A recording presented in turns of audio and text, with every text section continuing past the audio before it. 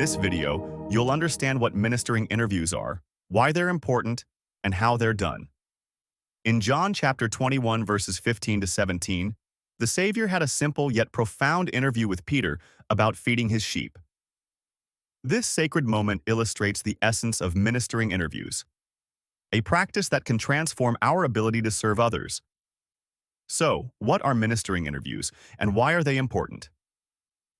Ministering interviews are regular, personal discussions conducted by elders quorum and relief society leaders to provide guidance, support, and encouragement to the ministering companionships in their respective wards. These interviews provide an invaluable opportunity for leaders to set an example of Christ-like service, fostering personal connections and spiritual growth. Here are some key guidelines for conducting ministering interviews. The elders quorum president and his counselors conduct interviews with ministering brothers, while the Relief Society president and her counselors interview ministering sisters. For married couples assigned to minister together, they can meet with either elders quorum or Relief Society leaders, or both. Ministering interviews should be held at least once each quarter and can be scheduled at any time during the quarter. Preferably, they are conducted in person with both members of the companionship present. Between interviews, ministering brothers and sisters are encouraged to communicate with leaders as needed, especially regarding confidential information that may need to be shared directly with the bishop. Leaders should report ministering interviews using the Leader and Clerk Resources tool.